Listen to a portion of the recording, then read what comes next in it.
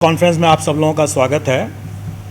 और आज का जो सबसे महत्वपूर्ण विषय है, आप सब समझ रहे हैं उस चीज़ को, वो है अध्यापक भर्ती परीक्षा को लेकर।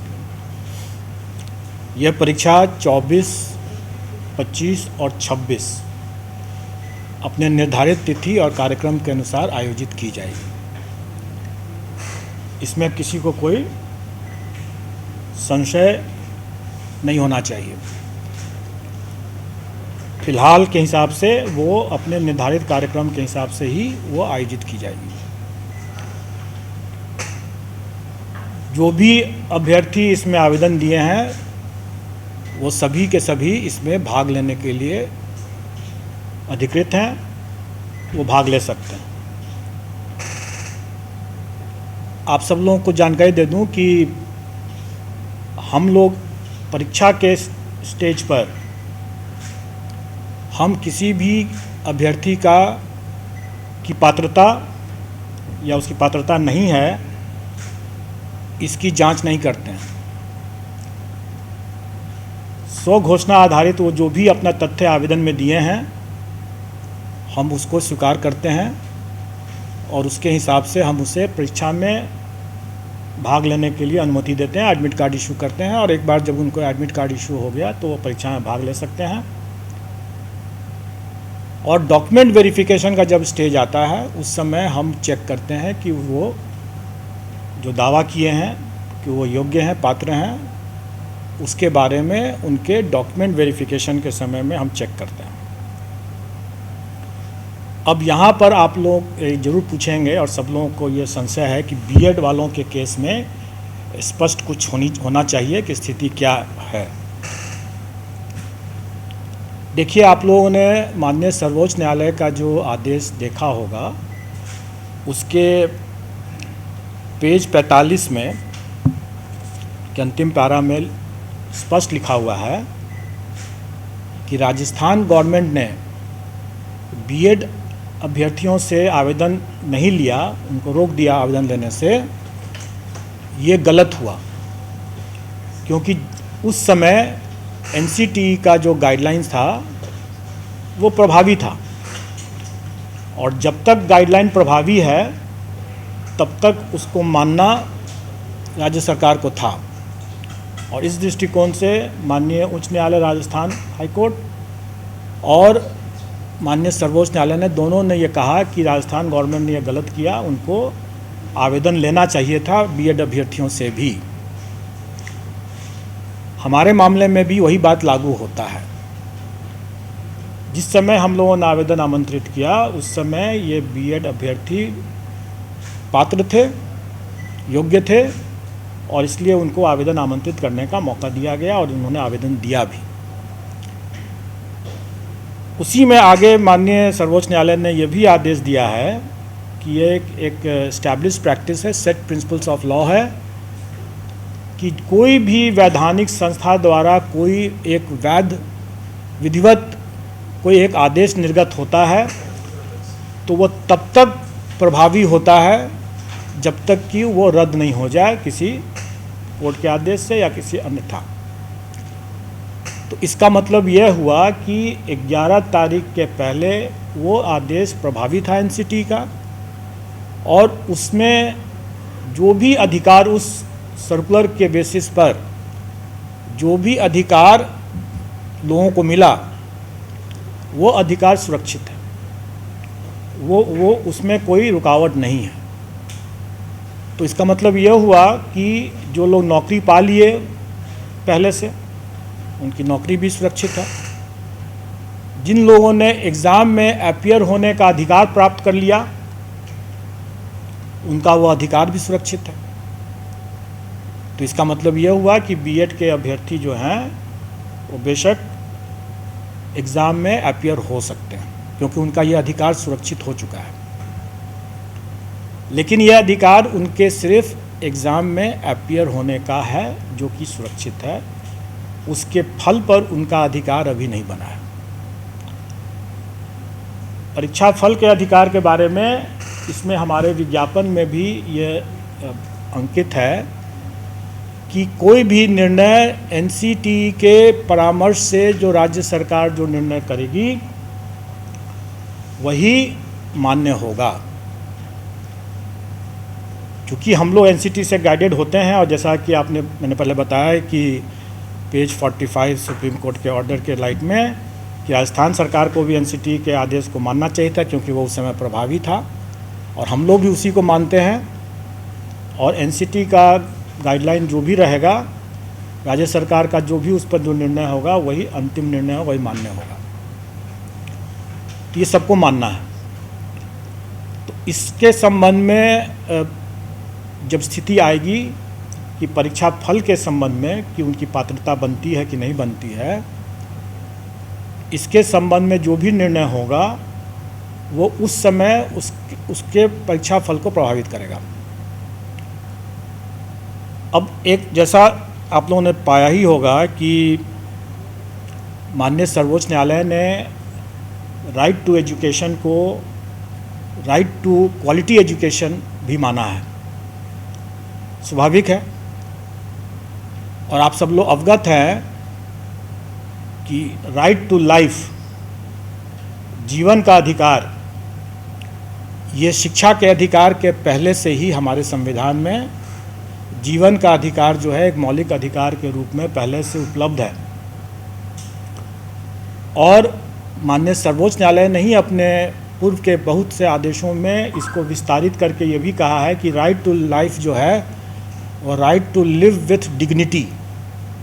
विथ डिग्निटी को भी उसमें ऐड किया है। और ये अधिकार जो मौलिक अधिकार है जो कि राइट टू एजुकेशन के पहले से है। जैसा आपने अभी देखा कि during the currency of the circular, मतलब जब तक एनसीटी का वो सर्कुलर वैलिड था तब तक जो अधिकार मिल गया कैंडिडेट्स को, वो अधिकार सुरक्षित होना चाहिए। तो मेरा ये व्यक्तिगत ओपिनियन है, अभिमत है कि जीवन का अधिकार जो उन्हें मिला कि हम बीएड करके ब्रिज कोर्स के रास्ते से हम अपने इस अधिकार का पालन कर पाएंगे, इसकी पूर्ति कर पाएंगे, अपने आजीविका अर्जित कर पाएंगे। ये अधिकार जो मुझे मिला, ये अधिकार वर्तमान में शायद उसका हनन हो जा रहा है। तो अगर कोई अभ्यर्थी, मैं नहीं जानता हूँ कि वो कितना सही है कि नहीं है सही है, लेकिन अगर कोई अभ्यर्थी अगर इन सब बिंदुओं को या अपने विधि परामर्श लेकर के अगर अपना कोई दावा या पुनर्याचिका अगर माननीय सर्वोच्च न्यायालय में दायर करते हैं, तो हमें उसके फलाफल के लिए प्रतीक्षा करना पड़ेगा, और उसके फलाफल से ही प्रभावित होगा उनका परीक्षा फल। तो इसका मतलब यह हुआ कि अभ्यर्थी क्या अपना लीगल रिकोर्स लेते हैं, क्या एनसीटी आदेश करती है, या क्या राज्य सरकार अध्यादेश या वगैरह वगैरह जो भी लेकर के आती है, उससे उसका परीक्षा फल प्रभावित हो सकता है, और हम उसका बिल्कुल अनुपालन करेंगे। अब तब ये प्रश्न आप लोगों के मन में जरूर उठता होगा कि जब इतना संशय है तो फिर अभी परीक्षा को क्यों नहीं टाल दिया जाए। स्वाभाविक है, ये सबके मन में ये सवाल उठेगा, और इसका उत्तर भी माननीय सर्वोच्च न्यायालय के इसी आदेश में छुपा हुआ है। माननीय सर्वोच्च न्यायालय ने ये अपने पेज 35 से 36 में ये कहा कि जब आपके पास में डिप्लोमाधारी पर्याप्त संख्या में उपलब्ध थे तो आपको बीएड के साथ, ब्रिज कोर्स के साथ उसको अलाउ करने का कोई औचित्य नहीं था। ये साफ साफ उसमें लिखा हुआ है कि, और इसी कारण से भी ये रद्द हुआ है, क्योंकि आपको याद होगा, जानकारी होगी कि केवीएस ने शिक्षकों की कमी के कारण से यह प्रस्ताव दिया था। यह अनुरोध किया था, जिसको एनसीटी ने मान लिया। लेकिन ये तीखी टिप्पणी है कि जब आपके पास में वहाँ पर पर्याप्त संख्या में अभ्यर्थी मौजूद थे डिप्लोमाधारी, तब फिर ये ब्रिज कोर्स करके बीएड को शामिल करने का क्या औचित्य है। अगर हम यही कहें कि हमारे पास जब पर्याप्त संख्या में डिप्लोमाधारी अभ्यर्थी उपलब्ध हैं तो परीक्षा को स्थगित करने का क्या औचित्य है। तब तो क्या हम ये ये माननीय न्यायालय का मानना नहीं माना जाएगा कि हम जानबूझ करके, जबकि माननीय सर्वोच्च न्यायालय ने कह दिया साफ साफ कि आपके बीएड अभ्यर्थी नहीं एलिजिबल हैं इसके लिए, तब उनके लिए आपकी प्रतीक्षा रहते हुए आपने डिप्लोमाधारी के अधिकार का क्यों हनन किया। इसलिए हम डिप्लोमाधारी के अधिकार का हनन नहीं करेंगे, माननीय सर्वोच्च न्यायालय के अवमानना का भागी नहीं बनेंगे। माननीय सर्वोच्च न्यायालय ने जिस तीखी टिप्पणी को अपना आधार बनाया है, हम उसी तीखी टिप्पणी के आलोक में ये कहेंगे कि हम परीक्षा को नहीं टालेंगे। हम डिप्लोमाधारी हमारे पास पर्याप्त संख्या में हैं। 3,80,000 से ज़्यादा हमारे डिप्लोमाधारी प्राथमिक शिक्षक के लिए अभ्यर्थी हैं। कई ऐसे बीएड वाले भी हैं जो कि डिप्लोमा भी प्राप्त किए होंगे, लेकिन उन्होंने शायद अपना बीएड ही लिखा होगा। हमारी वैकेंसी से रिक्ति से 5 गुना ज़्यादा अभ्यर्थी मौजूद हैं। हम कभी भी इसको इग्नोर नहीं कर सकते हैं, इस तथ्य को, खास करके माननीय सर्वोच्च न्यायालय के इस तीखी टिप्पणी के आलोक में, और हम इसको परीक्षा को कोई पोस्टपोन नहीं करेंगे। तो ये तो बहुत स्पष्ट बात हो गई, और मैंने बता दिया कि बीएड अभ्यर्थी भी भाग ले सकते हैं क्योंकि ये उनका अधिकार सुरक्षित हो चुका था, लेकिन उनका परीक्षा फल प्रभावित होगा उनके खुद अपने लीगल रिकॉर्ड्स को देखते हुए कि वो क्या पुनर्विचार याचिका दायर करते हैं या नहीं करते हैं, या एनसीटी या राज्य सरकार क्या निर्णय लेती है। और जैसा मैंने भी बताया कि ये निर्णय कि वो पात्र हैं या नहीं पात्र हैं, ये हम डॉक्यूमेंट वेरिफिकेशन के समय करते हैं। उसके पहले हम मान के चलते हैं कि जो भी उन्होंने दावा किया है वो सही है, और हम उसके हिसाब से अपना मेरिट लिस्ट बनाते हैं। लेकिन रिज़ल्ट हम, स्वाभाविक है, रिज़ल्ट हम तभी डिक्लेयर करेंगे जब वो पात्र होंगे। अगर वो पात्र नहीं होंगे तो हम उनका रिज़ल्ट डिक्लेयर नहीं करेंगे, और वैसी स्थिति में उनका एक चांस व्यतीत नहीं माना जाएगा। क्योंकि एक ये भी संशय था लोगों के मन में कि अगर हम एग्ज़ाम दे देते हैं और मेरा एक चांस बेकार चला जाएगा, आप मेरा रिज़ल्ट नहीं देंगे। जब हम रिज़ल्ट ही नहीं देंगे तो हम उनका एक चांस भी नहीं मानेंगे। लेकिन ये तब की स्थिति में है जबकि उनको कोई संशय रहता है, जैसे मुझे भी अभी संशय है कि पात्र हैं कि नहीं है, या क्या वो लीगल रिकॉर्ड्स लेते हैं। लेकिन अगर ये क्लियर अगर हो जाता है और उसके बावजूद जानते बूझते अगर वो अपीयर होते हैं, तब उसको हम उनके चांस को व्यतीत मानेंगे। जैसे कि हम लोगों ने अपीयरिंग कैंडिडेट्स के लिए, जैसे सीटेट अपीयरिंग कैंडिडेट्स के लिए या बीएड अपीयरिंग कैंडिडेट्स के लिए कोई भी परीक्षा में जो हम अनुमति दे रहे हैं, तो भली भांति जानते हैं कि वो अपना एक चांस को एग्जॉस्ट कर रहे हैं, चाहे वो सीटेट क्वालिफाई करते हैं या नहीं करते हैं, वो अपने एक चांस को व्यतीत करते हैं, क्योंकि भली भांति वो जानते बूझते वो अपीयर हो रहे हैं, इसलिए उनका चांस व्यतीत माना जाएगा। लेकिन इस पर्टिकुलर मामले में, बीएड के मामले में, अगर संशय बना रहता है और अगर हम उनका परीक्षा फल नहीं घोषित करते हैं, रोक के रखते हैं, तो उनका चांस भी व्यतीत नहीं माना जाएगा, और उनका 3 चांस, हर परीक्षा के लिए 3 चांस सुरक्षित रहेगा। ये तो अब मैंने जो बता दिया, जो आए दिन लोग तरह तरह के अटकलबाजी लगाते हैं, और एक तरह से जो अभ्यर्थियों के शुभचिंतक हैं वो बेसिकली रक्षा में हत्या कर रहे हैं, क्योंकि जो उनका मन अगर विचलित है तो परीक्षा में कैसे पढ़ेंगे। स्वाभाविक है। आए दिन हम लोगों के पास में यह भी एक अनुरोध आते रहा है कि भाई ये पहली बार ये परीक्षा हो रही है, इसके क्वेश्चन के पैटर्न, इसके स्टैंडर्ड्स, इन सब चीज़ों का कोई पूर्वोदाहरण नहीं उपलब्ध है। तो हम तैयारी करने में थोड़ी कठिनाई हो रही है, इसलिए इसमें से नेगेटिव मार्किंग को हटा दिया जाए। इस पर सरकार का भी अनुरोध है और कमीशन ने इस पर विचार करते हुए इस बार के लिए नेगेटिव मार्किंग को हटा दिया है। तो जो चूँकि हमारे क्वेश्चन पेपर्स पहले से मुद्रित हो चुके हैं, उसमें लिखा हुआ होगा कि नेगेटिव मार्किंग भी है, लेकिन अभी तक हम लोगों ने, चूँकि इसी ऊहापोह की स्थिति बनी हुई थी हमारे यहाँ भी कि इसमें नेगेटिव मार्किंग रखा जाए कि नहीं रखा जाए, इसलिए हमने अभी तक बताया भी नहीं था कि कितना नेगेटिव मार्किंग होगा। तो हमारे कमीशन ने विचारपूर्वक निर्णय लिया है कि नेगेटिव मार्किंग इस बार की परीक्षा में पूर्वोदाहरण या दृष्टांत नहीं बनने के शर्त पर इसको इस बार के लिए हटाया गया है। तो इस बार नेगेटिव मार्किंग नहीं रहेगा। दूसरा, इस बार हम लोगों ने परीक्षा के लिए कई व्यापक व्यवस्था किया है। कदाचार मुक्त परीक्षा हो सके, इसके लिए हम लोगों ने बहुत व्यापक व्यवस्था किया है, बायोमेट्रिक का भी, कैमरा का भी और ऑब्जर्वर्स का भी। आप सब लोग अवगत हैं कि 1 घंटा पहले परीक्षा कक्ष में प्रवेश बंद हो जाएगा। बहुत बार लोग इसको कंफ्यूज कर जाते हैं।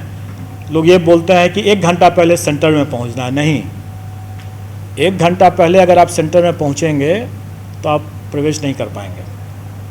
आपको 1 घंटा से अधिक, मतलब कि 2.5 घंटा से लेकर के 1 घंटा पहले तक में आपको प्रवेश मिल सकता है।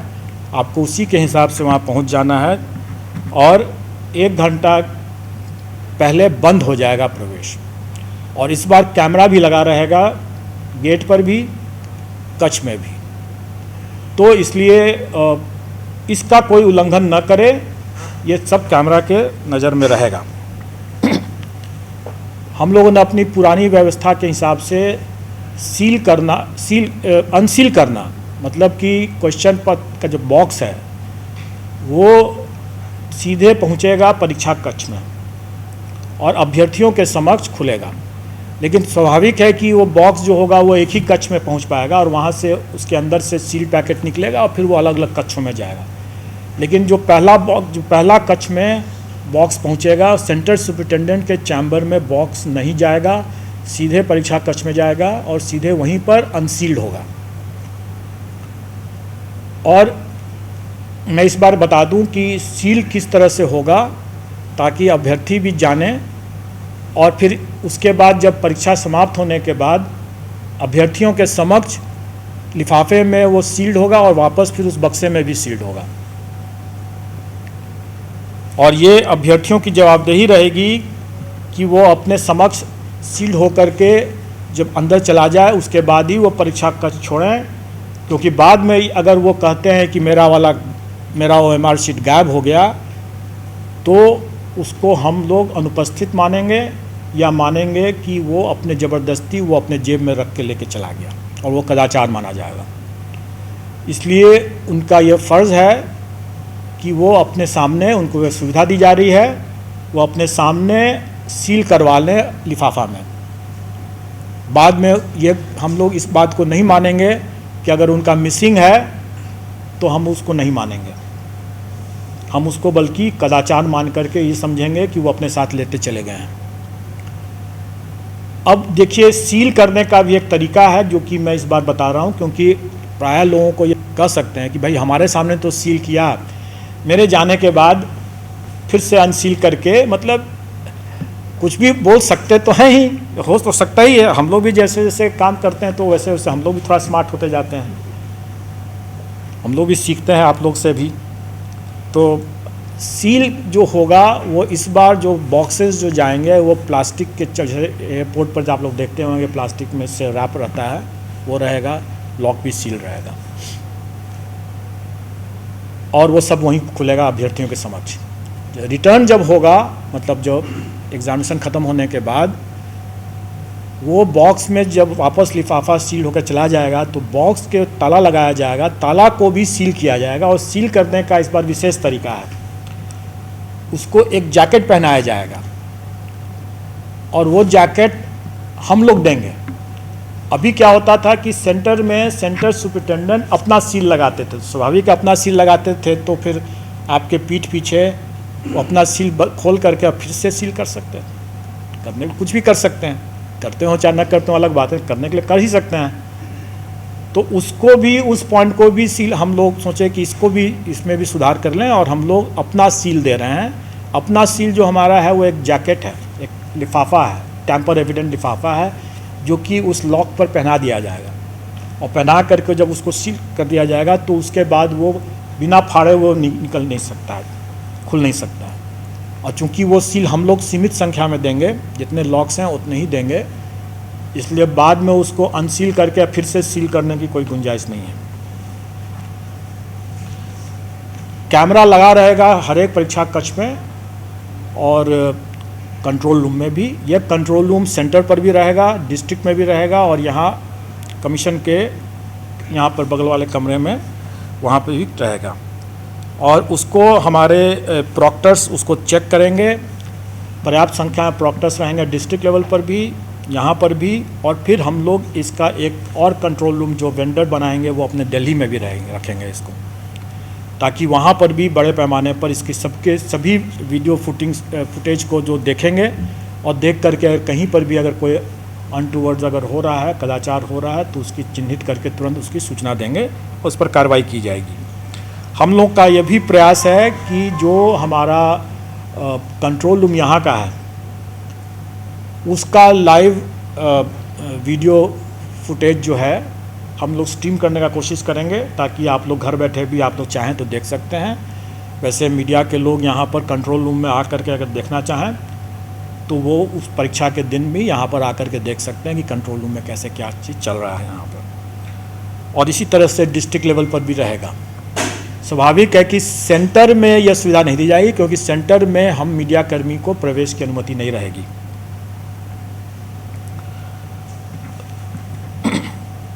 मैं समझता हूं कि जो एक लास्ट पॉइंट बच गया, एक ऑब्जर्वर का सिस्टम हम लोग इस बार बना रहे हैं कि कमीशन से ऑब्जर्वर सरकार की मदद से, ऑफ कोर्स सरकार के वरीय पदाधिकारी जो कि सचिव, प्रधान सचिव स्तर के पदाधिकारी रहेंगे, वो प्रत्येक जिला में ऑब्जर्वर के रूप में जाएंगे और देखेंगे। और प्रमंडलीय आयुक्त को भी हम लोग ये अनुरोध कर रहे हैं सरकार के माध्यम से कि वो लोग भी ऑब्जर्वर की भूमिका में रहेंगे अपने अपने क्षेत्र में निर्धारित तिथियों पर। तो मैं समझता हूँ कि मैंने परीक्षा के संचालन के जो मुख्य बिंदु हैं वो आप सब लोगों को बता दिया। इस बार एक और है कि बायोमेट्रिक का जो मैंने बताया कि विशेष ध्यान रखा जाएगा। तो एडमिट कार्ड की वैलिडिटी, अभ्यर्थियों की वैलिडिटी, इम्पर्सनेशन, इन सबों का बड़ा ख्याल रखा गया है। तो हमारा बायोमेट्रिक का भी, ये एडमिट कार्ड का भी हम QR कोड की स्कैनिंग करेंगे और अपने डेटाबेस से मिलान करेंगे और रियल टाइम में यह मिलान हो जाएगा। दूसरा कि कैंडिडेट्स का फिंगरप्रिंट्स एंड फेशियल रिकॉग्निशन भी लिया जाएगा, ताकि कोई इम्पर्सनेशन का मामला न हो। अगर कोई अगर हमारे डेटाबेस से मिसमैच करेगा तो वो भी हम लोग उसको रियल टाइम में पकड़ सकते हैं। ये रिकॉर्ड के रूप में भी रहेगा। और हम लोग अलग से भी ये व्यवस्था कर चुके हैं कि अब जब कोई व्यक्ति, कोई अभ्यर्थी सक्सेसफुल होने के बाद जब नौकरी के लिए जाते हैं तो उसका डॉसियर जो होता है, डॉसियर अभी तक हम लोग हार्ड कॉपी में भेजते थे, अब हम लोग सॉफ्ट कॉपी में भेजना शुरू कर चुके हैं, जिसमें हम लोग सॉफ्ट कॉपी में उसके डॉक्यूमेंट्स के साथ साथ उसका जो बायोमेट्रिक डिटेल्स हमारे पास है वो भी हम भेजेंगे। तो अब अभ्यर्थी नौकरी पाने के बाद भी वो उस बायोमेट्रिक के दायरे में रहेंगे। और अगर नौकरी पा लिए राम कुमार बन करके और श्याम कुमार बन करके वास्तव में फिर नौकरी कर रहे हैं, तो वो भी किसी भी समय में वो चिन्हित हो जाएगा, क्योंकि बायोमेट्रिक हमारे पास और उनके पास भी रहेगा और बायोमेट्रिक अटेंडेंस से उसकी वेरीफाई हो जाएगा वो। इसलिए मेरा अनुरोध है कि जितना मेहनत आप बायोमेट्रिक सिस्टम को तोड़ने में लगाएंगे शायद न तोड़ पाएँ, उससे बेहतर है कि उतना समय अपने पठन पाठन पर ध्यान रखें, अच्छे से परीक्षा दें और अच्छा से कदाचार मुक्त परीक्षा रहेगा तो आपको सही तरीके से रिजल्ट भी मिलेगा, सही समय पर भी मिलेगा और सबका उसमें कल्याण होगा। अभियान में जो हमें जो सूचित किया गया है वो 3,90,000 बीएड के अभ्यर्थी हैं और 3 लाख डिप्लोमाधारी अभ्यर्थी हैं लगभग। लेकिन जैसा मैंने बताया कि जो स्वाभाविक है कि जो लोग डिप्लोमा भी किए हुए थे और बीएड भी किए हुए थे उन्होंने सिर्फ बीएड लिखा है, तो हम उनको ये मौका देंगे आफ्टर एग्ज़ाम। जैसा मैंने बताया कि डॉक्यूमेंट वेरिफिकेशन के समय में हम चेक करते हैं, तो हम उनको मौका देंगे कि वो अगर डिप्लोमा भी किए हुए हैं और बीएड भी किए हुए हैं तो वो अपने सर्टिफिकेट में डिप्लोमा अंकित करने का उनको हम मौका देंगे। और मेरा ये मानना है कि इस तरीके से देखा जाए तो एक बड़ी संख्या में, और अभी भी बराबर है, ऑलमोस्ट बराबर 3,80,000 3,90,000 में कोई अंतर तो है नहीं। और हम फिर भी अगर 3,80,000 भी अगर डिप्लोमाधारी हैं तो 5 गुना करीब हो जाता है। डिप्लोमा और बीएड किए दोनों क्या मौका दिया जाएगा ऑप्शन सेलेक्ट करने का? बीएड नहीं, सर्टिफिकेट जिनके पास में दोनों का है, डिप्लोमा का भी है और बीएड का भी है, लेकिन उन्होंने सिर्फ बीएड ही लिखा है तो उनको डिप्लोमा भी दर्ज करने का उनको हम मौका देंगे आफ्टर एग्ज़ाम।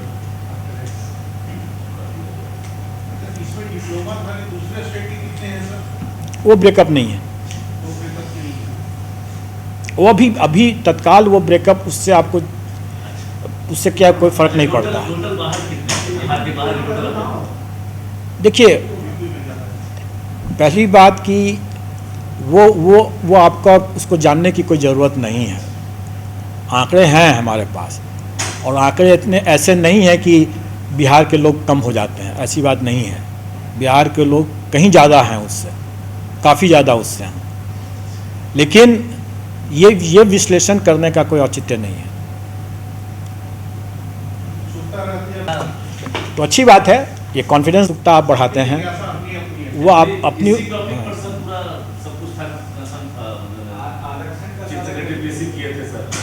और हमको याद है उस वक्त नियोजन इकाई थी, नियोजन इकाई के समय का जो डेटा दिया गया, इतनी कम संख्या में अभ्यर्थी 8 से 9% अपियर हुए, तो नियोजन इकाई में कोई क्यों आएगा यूपी से एमपी से भाग लेने? अभी तो क्योंकि आप वेतनमान देंगे, आप राज्यकारी इकाई का दर्जा मिलेगा इसको, तो नेचुरल है संख्या बढ़ी है, इसलिए हम लगा। नहीं, आप गलत जगह पर ये सवाल पूछ रहे हैं।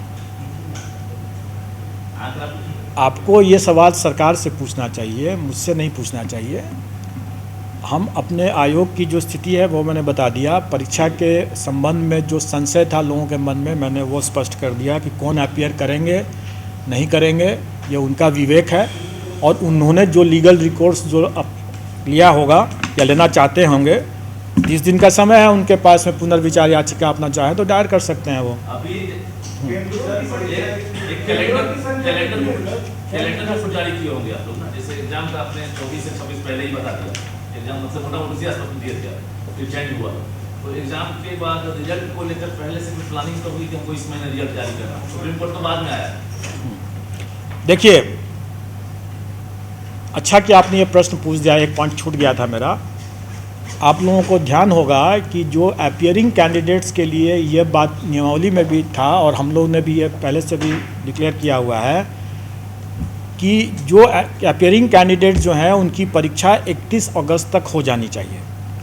ये तो पहला शर्त है। और दूसरा शर्त ये था कि उनका परीक्षा फल जो है वो ऐसी निर्दिष्ट तिथि तक हो जानी चाहिए जो आयोग बाद में संसूचित करेगा। अभी तक आयोग हम लोगों ने वो निर्दिष्ट तिथि संसूचित नहीं किया है। अभी तक वो निर्दिष्ट तिथि संसूचित नहीं किया है क्योंकि अभी तक हमारे पास ये नहीं था कि हम परीक्षा फल कब तक घोषित कर पाएंगे, क्योंकि वो आंकड़े हमारे पास नहीं थे उस समय जिस समय हम लोग आवेदन आमंत्रित कर रहे थे। कितने कैंडिडेट्स अपियर करते होते हैं, कितनी संख्या में हमारे पास आता है मामला, OMR की हमारे स्कैन करके रिज़ल्ट निकालने की क्या क्षमता हमारी हो पाएगी, ये सब चीज़ थोड़ा सा अभी क्लियर नहीं था। इसीलिए हम लोगों ने वो तिथि नहीं बतलाया कि रिज़ल्ट हम कब घोषित करेंगे, क्योंकि रिज़ल्ट घोषित करने के पहले हमें उनका वो सर्टिफिकेट की ज़रूरत पड़ेगी। क्योंकि वो सर्टिफिकेट अगर नहीं मालूम रहेगा कि वो पास करते हैं कि नहीं करते हैं तो हम कैसे उनका रिज़ल्ट दे सकते हैं। तो अब लेकिन इसके बाद अभी जो वर्तमान में एक बड़ी समस्या जो आ गई है, बड़ा संशय जो उत्पन्न हो गया है, वो बीएड अभ्यर्थियों की पात्रता को लेकर के हो गया। इसका मतलब ये हुआ है कि हम रिज़ल्ट निकालने के समय तक हो सकता है कि यह संशय दूर न हो। तो वैसी स्थिति में हमको इनका रिज़ल्ट को तो वैसे भी रोक के रखना पड़ जाएगा। अगर वो संशय अगर मान लेते हैं कि वो बीएड अभ्यर्थी माननीय सर्वोच्च न्यायालय में पुनर्विचार याचिका दायर कर देते हैं और वहाँ से अगर कोई एडमिट हो जाता है वो, तो हमें उसके लिए प्रतीक्षा करना पड़ेगा। तो वैसी स्थिति में हम रिज़ल्ट जो निकालेंगे, अब जो निकालेंगे वो हम लोग 2 चरणों में एक तरह समझें कि आप निकालेंगे। पहले चरण में जो क्लियर कट मामले हैं उनके मामले को निकालेंगे, और दूसरे चरण में जिनका मामला डाउटफुल अभी है उन डाउटफुल मामलों को हम मेरिट लिस्ट तो कॉमन बना करके रखेंगे ही रखेंगे, लेकिन हम उनका डिक्लेयर नहीं करेंगे जब तक कि उनका वो संशय दूर नहीं हो जाता, उनकी पात्रता के विषय में जब तक दूर नहीं हो जाता। उनके लिए हम पद सुरक्षित रख सकते हैं, लेकिन उनको हम डिक्लेयर नहीं करेंगे। संशय दूर होने के बाद करेंगे। अगर संशय पहले से दूर हो गया तो हो गया। यही स्थिति सीटेट जो अपीयरिंग कैंडिडेट होंगे या जो बीएड के जो अपीयरिंग कैंडिडेट होंगे, जो अपनी पात्रता उनके अपीयरिंग जो एग्ज़ाम जिसमें वो किए हैं उसके परीक्षा फल पर आधारित होगा, उनके लिए भी हम लोग इसको सुरक्षित तो रखेंगे लेकिन डिक्लेयर नहीं करेंगे। अब रही बात कि उनको अंतिम तिथि क्या मिलेगा, जिस तिथि तक उनका संशय दूर हो जाना चाहिए या उनका एग्ज़ाम का रिज़ल्ट आ जाना चाहिए। डॉक्यूमेंट वेरिफिकेशन की जो तिथि होगी वही तिथि हमारी अंतिम तिथि होगी। अगर सिर्फ एक ही मामले में जहां पर माननीय सर्वोच्च न्यायालय के द्वारा पुनर्विचार याचिका उसमें एडमिट कर लिया जाता है, वैसे मामले में हम प्रतीक्षारत रहेंगे। अन्यथा बाकी मामले में तो मैं नहीं समझता हूं कि संशय की स्थिति उस समय तक बरकरार रहेगा। डॉक्यूमेंट वेरिफिकेशन की तिथि में अगर वो संशय दूर हो चुका रहेगा तो निश्चित तौर पर हम परीक्षाफल निकालेंगे उसी के हिसाब से। ये वेरिफिकेशन कब से होगा सर? डॉक्यूमेंट वेरिफिकेशन हमारा स्टार्ट हो जाएगा, हम समझते हैं कि इस महीने सितंबर महीने के अंतिम सप्ताह के आसपास में वो डॉक्यूमेंट वेरिफिकेशन की स्थिति में हम लोग आ जाएंगे। आप मान के चलें कि 20 तारीख से 25 तारीख के बीच का एक लगभग का तिथि रहेगा जब हम लोग डॉक्यूमेंट वेरिफिकेशन की मांग करेंगे। डॉक्यूमेंट वेरिफिकेशन कई चरणों में होगा, क्योंकि हमारी वैकेंसी जो है 1,70,000 है और हमारे जिला सिर्फ 38 है।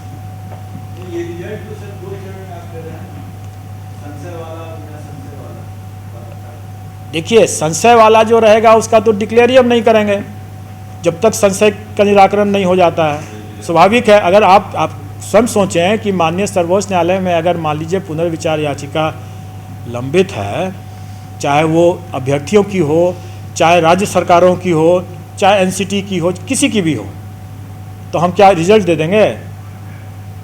स्वाभाविक है कि हमको रुकना पड़ेगा उसके फलाफल के लिए, क्योंकि हम ऐसा कोई भी कदम नहीं उठा सकते हैं जो माननीय सर्वोच्च न्यायालय के आदेश के विपरीत हो।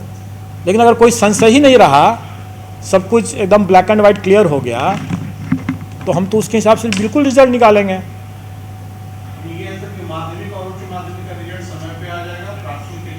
प्राथमिक के लिए भी जो मामले क्लियर कट हैं, जैसे डिप्लोमाधारी के मामले में कोई संशय नहीं है, बिल्कुल जारी करेंगे हम। अगर वो कॉमन मेरिट लिस्ट में हम ऑफकोर्स हम बीएड वालों का अगर संशय रहता है तो उनके लिए उतने पद को सुरक्षित रखते हुए बाकी पद हम निकाल देंगे। अगर डिप्लोमाधारी अगर आते हैं तो क्यों नहीं निकालेंगे उनका? नहीं, डिप्लोमाधारी वालों का तो बिल्कुल रिजल्ट सितंबर में ही आ जाएगा।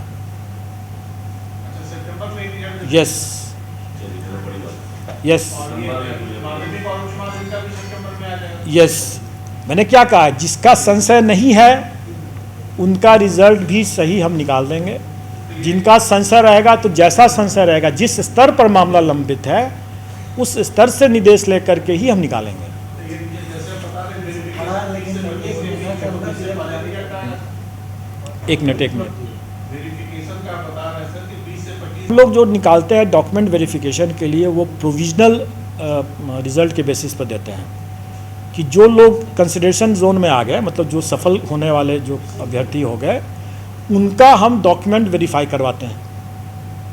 और डॉक्यूमेंट वेरीफाई कराने के बाद अगर उसमें भी मान लीजिए, जैसे मैंने बताया कि सीटेट अगर अपियरिंग कैंडिडेट के है, बाद में पता चलता है कि नहीं पास किया। कई अभ्यर्थी ऐसे भी हो सकते हैं जो उन्होंने दावा कर दिया कोई आरक्षित श्रेणी का या किसी और श्रेणी का, बाद में पता चलता है कि वो नहीं, वैसा नहीं है। तो स्वाभाविक है कि डॉक्यूमेंट वेरिफिकेशन के समय में उनका कट सकता है, छंट सकता है, और जो उसके हिसाब से फिर उनका रिजल्ट, फाइनल रिजल्ट फिर हम निकालते हैं। नियोजित टीचर आंकड़ा, नियोजित टीचर की संख्या क्या है? नहीं, इसमें जिन्होंने आवेदन दिया 67,000 के आसपास।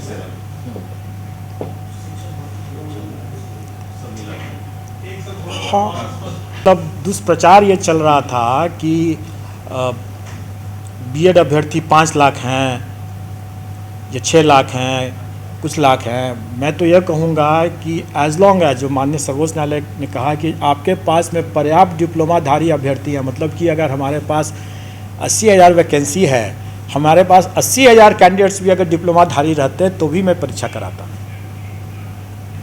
अभी तो वर्तमान में हमारे पास 80,000 नहीं, हमारे पास 3,80,000 है। इसलिए इस तरह का दुष्प्रचार कृपा करके न करें। ज्यादा हो रहा है सर कि यूपी में माना जा रहा है कि कर रहे हैं ना, आप नहीं कर रहे हैं सर, ये सब चल रहा है। तो आप चला रहे हैं इसलिए चल रहा है, आप चला रहे हैं, चला। Son of the soil theory जो है, अगर जो पहले के जो जो छात्र रहे होंगे, मतलब 80 के दशकों के जो छात्र रहे होंगे, जो कि मैं भी था, तो son of the soil theory सब लोग जानते होंगे। और ये बिल्कुल ही ये उस ज़माने में आसाम गण परिषद का छात्र आंदोलन ही हुआ था उसमें, और आसाम गण परिषद वालों ने किया था आसाम में, और उस समय ही माननीय सर्वोच्च न्यायालय ने son of the soil theory को रिजेक्ट किया था। भारत के नागरिक हम एक हैं, हम कोई बिहार के नागरिक नहीं हैं या कोई यूपी के नागरिक नहीं हैं, हम भारत के नागरिक हैं। और भारत के नागरिक होने के कारण से हम कहीं भी जाकर नौकरी कर सकते हैं। सन ऑफ द सॉइल कि हम आसाम के हैं तो आसाम के ही करेंगे, बिहार के हैं बिहार के ही करेंगे। बड़ा उदार दिल है बिहार सरकार। बिहार सरकार का उदार दिल नहीं है। समय निर्माताओं ने यह बहुत सास है, और आप लोगों को भी होगा ही। माननीय मुख्यमंत्री जी ने भी अभी 15 अगस्त को भी ये घोषणा किया है कि हम लोगों का ये उद्देश्य है कि हम लोग भर्ती रिक्तियों को भर दें, क्योंकि जैसा अभी ये बात हुई कि शिक्षा का जो अधिकार है आरटी, उसके तहत अगर कोई शिक्षक ही नहीं है तो शिक्षा का अधिकार का क्या हुआ फिर। इसलिए हमें रिक्तियों को भरना आवश्यक है, और सरकार भी कृत संकल्प है, और इसीलिए हम लोग भी कृत संकल्प है कि हम लोग भर देंगे। और इसलिए हमारा कैलेंडर भी तैयार है। संभावित है कि आने वाले समय में अगर इसकी भी वैकेंसी बच जाए, कुछ अगर किसी कारण से, वैसे बचना नहीं चाहिए, लेकिन अगर बच जाता है कोई वैकेंसी, और कल को अगर सरकार और भी वैकेंसी क्रिएट करती है, जैसे बार बार लोग मांग करते रहे हैं, तो बहुत संभव है कि सेकेंड राउंड, थर्ड राउंड, जितना राउंड होगा सरकार करना चाहेगी कर सकती है। सर्वे किए भी होंगे सर, अनुभव क्या रहा? कोई नेगेटिव मार्किंग की बात कोई आपने पहले ये किया, अभी बड़ी घोषणा हो रही है, पासिंग परसेंटेज तो बढ़ेगा, लग रहा है कि अब ये सीट जो है आपको पूरा कवर होने की संभावना है, तो बीएड हटेगा। ऐसा है कि पूरा तो पहले भी कवर होना है, चाहे नेगेटिव रहे चाहे पॉजिटिव रहे, वो दोनों ही हालत में पूरा भरना है, क्योंकि अनुपात इतना ज़्यादा है। एक एक पद पर 5 से अधिक, अभी अगर खाली डिप्लोमा वाले को देखें, बीएड को देखें तो 10 से ज़्यादा हो जाता है। तो कुछ कुछ कैटेगरी में तो 13 गुना, कहीं कहीं पर 24 गुना ऐसे अभ्यर्थी हैं। तो इसलिए, और कुछ में भी ये है, तो स्वाभाविक है कि जो हमारे जो अभ्यर्थी जितने दिए हैं उसके हिसाब से अगर हम जो अपना जो 100% भरने का प्रयास करेंगे तो भी हम 100% नहीं भर पाएंगे। कारण कि कुछ ऐसे पद हैं जिसमें कि अभ्यर्थी कम है, रिक्ति ज़्यादा है। तो वैसे मामले जो होंगे, स्वाभाविक है कि वैसे मामले को सरकार अगर चाहेगी तो वैसे रिक्तियों को फिर से सेकेंड राउंड के लिए लाएगी। और जैसा आप लोग जानते ही हैं कि STET की परीक्षा भी है, तो वो भी परीक्षा तब तक हो चुका रहेगा, उसका भी रिजल्ट आ चुका रहेगा, तो उसके बाद सेकेंड राउंड हो सकता है, बड़ी संख्या में लोग आएंगे। सरकार और जो है उसका मैंडेट हम लोगों को जो मिला है, उस मैंडेट के हिसाब से हम लोग परीक्षा को सफलतापूर्वक, कदाचार मुक्त, पूर्ण पारदर्शिता के साथ करने के लिए कृत संकल्प हैं। और आप लोगों ने जो पाया भी होगा कि 67th ऑनवर्ड, मतलब 67 की जो पुनर्परीक्षा के बाद से जितनी भी परीक्षा जो ली गई है, सभी परीक्षा में अभी तक हमारे यहाँ आयोग से कहीं पर भी कोई शिकायत कदाचार को लेकर के, पेपर लीक को लेकर के, शायद